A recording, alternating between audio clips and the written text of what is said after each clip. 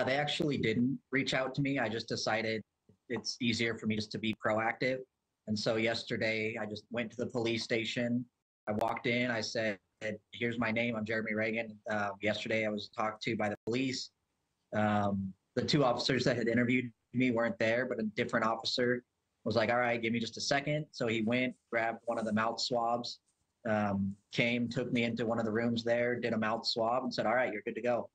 And so, yeah, I just went in. They never contacted me. I just figured it's easier to just try and be proactive and just get it all out of the way sooner rather than later. So you did the gumshoe work. You actually just went there. You didn't wait for them to come back. You went down there. What was it like when you went in?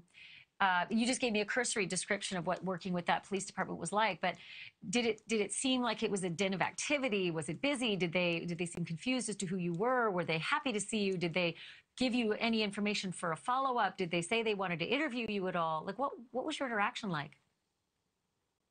So when I walked in, it was just a couple of people behind that front desk there. And then the people that were there didn't know me or recognize me because I hadn't seen them before either. They also didn't seem to really know my name. So I don't know if they were specifically dealing with the case or not. But yeah, it was just, I walked in, I said, "Here's my name." They said, "All right, cool."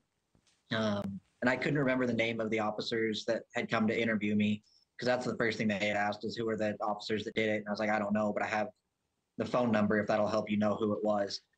But yeah, it wasn't busy in there at the time. I think at that point, officers were both out and about through town, but also getting ready to go to the vigil and just make sure everything there was fine. Because when I went to the police station itself, there were just those three people, like I said, behind the front desk. I don't know if anyone else was in the back. I obviously didn't get to go back there. But yeah, when I walked in, it was just those three people out in the lobby area. Right. It could have been very busy. You know, it's not uncommon to really fan out in the crowd when there's a vigil in a high-profile crime like that, because killers do like to go back. They do like to mix in, and we're going to actually do some coverage on that in just a few moments of what exactly they would be looking for and what they might actually see. But what do you expect? I mean, first of all, I'm just sort of surprised that the officers that you originally spoke with didn't give you a business card or any kind of, identification that you should get back to them with any details that you might hear. Even if you could help and be a witness, you had no way of contacting them. But what do you expect to happen next, Jeremy? Or are you sort of as much in the dark as I feel like I am? So I'm just as in the dark as you. I assume they'll send my things up, or my DNA up to the lab. It'll come back with the results in however long it takes. It's not like the officers just came in and interviewed me and left. I did have one of the officers' phone numbers so that if I did find anything or hear anything, I was able to call him. So it's not like they just totally left me in the dark with that. I did have a phone number that I could reach, but I didn't have anything with like their name on it. Right. Yeah. I mean, usually you would think there's a business card, but maybe it's not the day of the business card anymore. The really important thing is that you've been pilloried on the internet.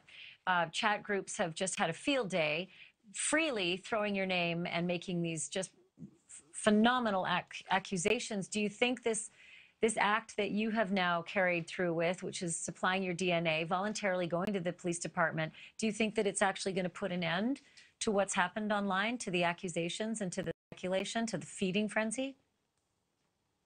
I think it'll definitely help with most of it. There's always going to be a small contingent that even if the killer is found, they're still going to think it's the wrong guy. It was me instead. But I think the overwhelming majority of it will stop, which probably just means they'll go find someone else. I don't know what their plan is. People just like to do this for fun. But yeah, I think mostly it'll stop with me. And so I hope at least. Yeah. Well, listen, keep us posted, Jeremy. I appreciate you coming back to talk to us about this. And thanks for going in to volunteer your DNA, too. Yeah. Can I mention one more thing really quick? Yeah. So this is actually, until this case is wrapped up, this is going to be my last interview, because I feel like a lot of this has become centered about me and what's happened with me. And it shouldn't be. It should be focused on Xana, Ethan, Madison, and Kaylee. And so I'm just going to sort of stay out of the public eye. I'll still be available to reach through the various social medias that people have been reaching me. to answer questions. But in terms of interviews, this will be my last one until the case is resolved.